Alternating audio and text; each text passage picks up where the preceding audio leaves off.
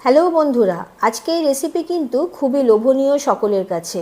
যারা নতুন রান্না শিখছো, যারা রান্না করতে ভালোবাসো আর খেতেও ভালোবাসো, সকলের জন্যই দারুণ একটা ডিশ তোমাদের দেখাতে চলেছি। রান্নায় হাতেখড়ি রান্নাঘরে আমি লিজা। কিছু চিকেনের টুকরো নিয়ে নিয়েছি। চিকেনগুলোকে একটু এরকম বড় বড় করে কেটে নিয়েছি, এরকম পিস করে। চিকেনের টুকরোগুলোকে আমি 3-4 ঘন্টা ভিনিগারে ভিজিয়ে রেখেছিলাম নরম হওয়ার জন্য। তারপরে আমি এটা জলটা ঝরিয়ে নিয়েছি। এবার আমি এই চিকেনগুলো এর মধ্যে দিয়ে দিচ্ছি।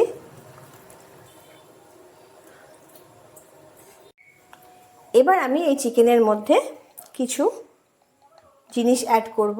সেটা হচ্ছে, আমি লবণ দিলাম পরিমাণ মতো, হলুদ দিলাম পরিমাণ মতো,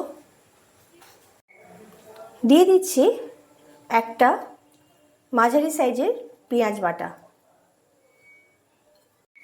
দিয়ে দিচ্ছি চা চামচের 1 চামচ রসুন বাটা। এখানে আমার 600 গ্রাম চিকেন আছে, সেই চিকেনের মাপ অনুযায়ী আমি মোটামুটি মশলাগুলো নিয়ে নিচ্ছি। দিয়ে দিচ্ছি 1 চামচ, চা চামচের 1 চামচ আদা বাটা,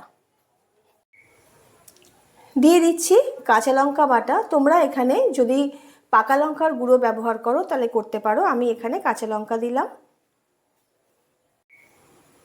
স্বাদের জন্য দিয়ে দিচ্ছি অল্প একটু রিফাইন্ড সুগার, আর দিয়ে দিচ্ছি কাশ্মীরি লঙ্কা গুঁড়ো, কালার আসবে একটু। দিচ্ছি একটু লেবু, পাতি লেবু দিয়ে দিচ্ছি।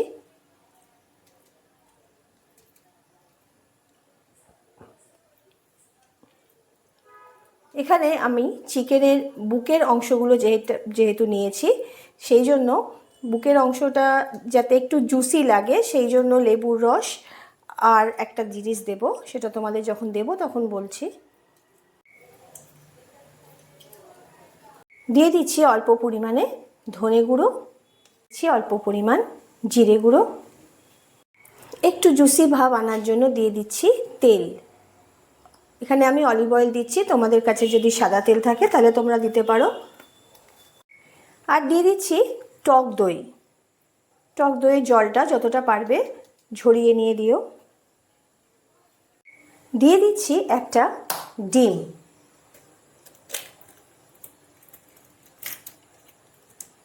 কটা মশলাকে একসাথে ভালোভাবে মিশিয়ে নিচ্ছি হাতে করে, ভালোভাবে যাতে মশলাগুলো সব কিছু জায়গায় জায়গায় লাগে। তোমরা যদি মনে করো এখানে কোনো রং ইউজ করবে তাহলে করতে পারো, ফুড কালার, কিন্তু আমি এখানে কোনো রং ইউজ করিনি।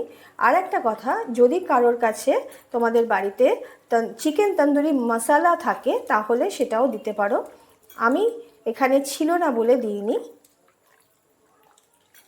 বাড়ির খাওয়া, যার জন্য এখানে আর রঙের প্রয়োজন নেই, এখানে তো দেখানোর কোনো ব্যাপার নেই। বাড়িতে ঠিক যেভাবে বাড়ির যা উপকরণ থাকে, মানে বাড়িতে রোজ ব্যবহারের জন্য যে সমস্ত মশলা থাকে সেই মশলা দিয়েই কিন্তু আমি তোমাদেরকে করে দেখাচ্ছি। খুব ভালোভাবে সব কিছু মশলা মিশিয়ে এটা যদি তোমরা পারো সারা রাত যদি রাখতে পারো তাহলে খুব ভালো হয়, কিন্তু আমাদের যদি সম্ভব না হয়, কারোর যদি সম্ভব না হয় তাহলে 3-4 ঘন্টা রাখলেই যথেষ্ট। তাও যদি না হয় খুব কম করে এটা 1.5 ঘন্টা থেকে 2 ঘন্টা রাখবে, তাতেই যথেষ্ট। এটার মধ্যে চাপা দিয়ে এটা নর্মাল ফ্রিজে আমি রেখে দিচ্ছি। চলে এসেছি 4 ঘন্টা পর। আমি ফ্রিজে রেখেছিলাম সেটা বার করে নিয়েছি। আজকে আমি তোমাদের জন্য যে রেসিপিটা করছি সেটা তোমরা হয়তো এতক্ষণে বুঝতে পেরেছো। আমি আজকে কাবাব দেখাতে যাচ্ছি তোমাদেরকে, একেবারে ঘরোয়া পদ্ধতিতে যেভাবে হয়, কোনো রকম মাইক্রোওয়েভ বলো বা এয়ার ফ্রায়ার বলো কোনো কিছু ইউজ না করে শুধুমাত্র গ্যাসের মধ্যে বসিয়ে প্যানেতে কিভাবে, ফ্রাই প্যানে কীভাবে একেবারে ঘরোয়া পদ্ধতিতে কিভাবে হয় তোমাদের আমি সেটাই দেখাচ্ছি। প্রথমে আমি প্যান বসিয়ে দিয়েছি, গ্যাস জ্বালিয়ে আমি তেল দিয়ে নেব। তোমরা যদি কেউ পারো তেল দিও, আর যদি যাদের ধরো বাটার আছে তারা তোমরা বাটারও ইউজ করতে পারো। আমি একটু তেল দিয়ে নিচ্ছি, ভালোভাবে গায়েতে মাখিয়ে নিতে হবে। ওভেনের ফ্লেমটা আমি কিন্তু একেবারে সিমও করব না বা মিডিয়ামও করব না, মিডিয়ামের থেকে একটু বেশি বা মিডিয়াম এরকম রেখে কিন্তু একটু এদিক ওদিক করে কিন্তু করতে হবে, তা না হলে বেশি পুড়ে গেলে কিন্তু খেতে খারাপ লাগবে আর কি, ভালো লাগবে না। আমি এগুলো একটা একটা করে দিয়ে দিলাম। একটু ফাঁক ফাঁক করে দেবে, যারা তোমরা প্রথম করবে তারা একটু ফাঁক ফাঁক করে দেবে, কারণ একেবারে গা ঘাসিয়ে দিলে কিন্তু উল্টাবার সময় একটু অসুবিধে হবে।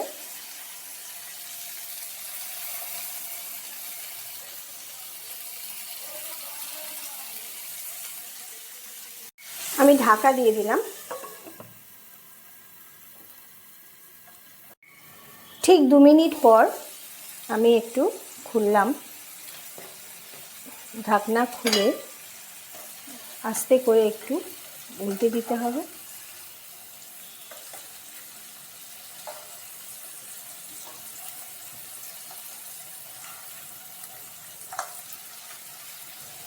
একটু গাটা লাল লাল হয়েছে, এই লাল লালটা আরেকটু হবে। উল্টে দিয়ে আবার ঢাকাটা বন্ধ করে দিলাম। মিনিট 10 বাদে খুলছি ঢাকা। এবার আস্তে আস্তে দেখো উল্টে দেবো। এই যে মোটামুটি একটু রং ধরে গেছে।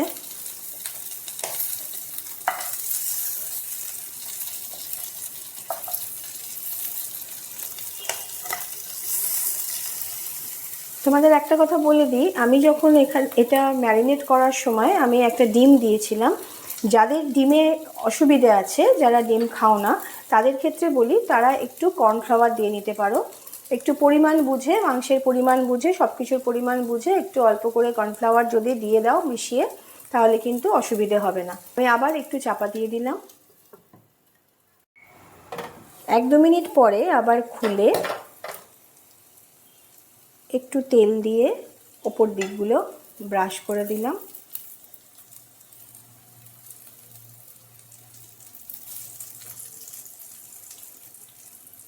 দিয়ে আবার চাপা দিয়ে দিলাম।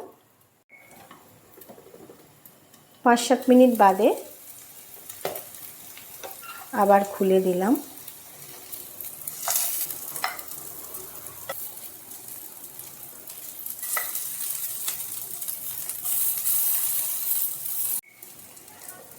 দুটো পিঠ মোটামুটি হয়ে গেছে। দেখে নিতে হবে একটু সেদ্ধ হয়েছে কিনা।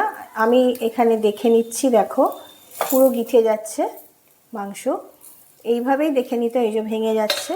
এটা দেখে নেওয়ার পর কিন্তু বেশিক্ষণ আর রাখা যাবে না, তখন একটু তুলে নিও, কারণ বেশি রাখলে কিন্তু জুসি ভাবটা থাকবে না, তখন একটু ড্রাই হয়ে যাবে, তখন খেতে অতটা ভালো লাগবে না।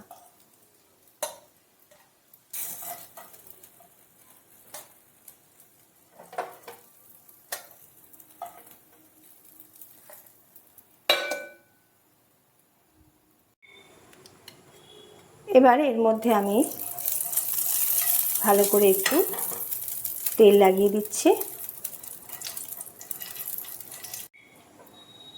আবার দিয়ে দিচ্ছি।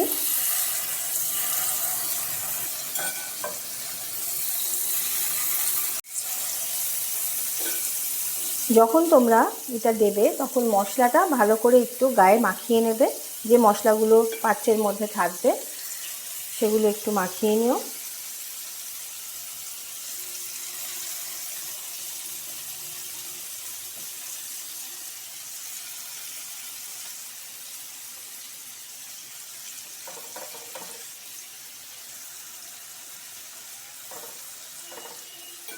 আমি এবারে একটু বেশি করেই দিলাম।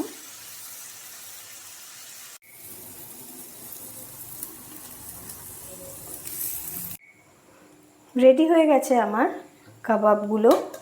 এবার আমি তোমাদেরকে একটা কথা বলি, এই যে এইগুলো দেখছো, এক একটা পিস যেগুলো দেখছো, যাদের কাছে হয়তো কোনো কাঠকয়লা নেই, অনেকের বাড়িতেই কাঠকয়লা থাকে না, তারা কি করবে, এইগুলোকে একটু তেল দিয়ে দেবে।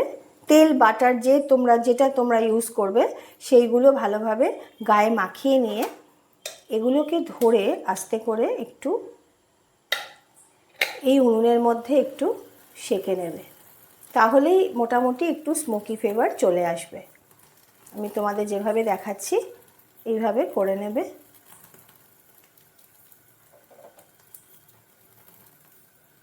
বেশিক্ষণ করবে না, বেশিক্ষণ করলে কিন্তু শক্ত হয়ে যাবে। এটা একটু বুঝে একটু এদিক ওদিক করে নেবে।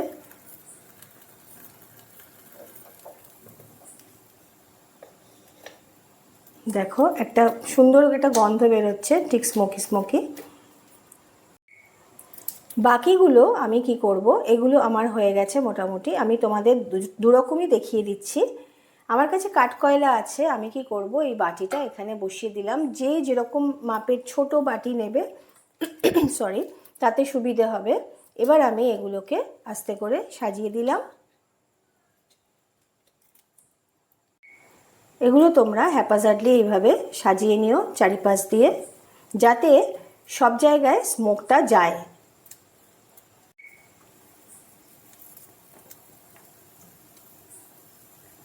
তোমরা আজকে যারা আমার এই রান্না দেখলে, এই রেসিপি দেখলে, তারা অবশ্যই আমাকে কমেন্ট বক্সে জানিও। যারা আমার পুরনো বন্ধু, আমি তাদের কথা বলছি।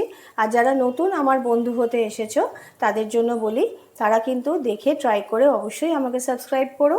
আর কমেন্ট বক্সে জানিও কীরকম লাগলো, সাথে লাইক আর শেয়ার করে দিও।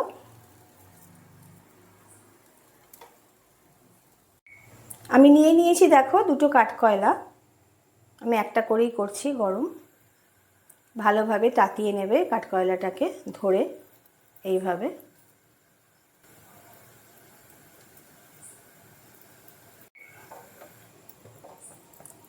এইভাবে রেখে এটা আমি বসিয়ে দিচ্ছি এর ওপর। এইবার গরম এটার মধ্যে আমি দিয়ে দেবো একটু তেল, দিয়ে আমি চাপা দিয়ে দেবো। দিয়ে এটা আমার 10 মিনিট মতো থাকবে।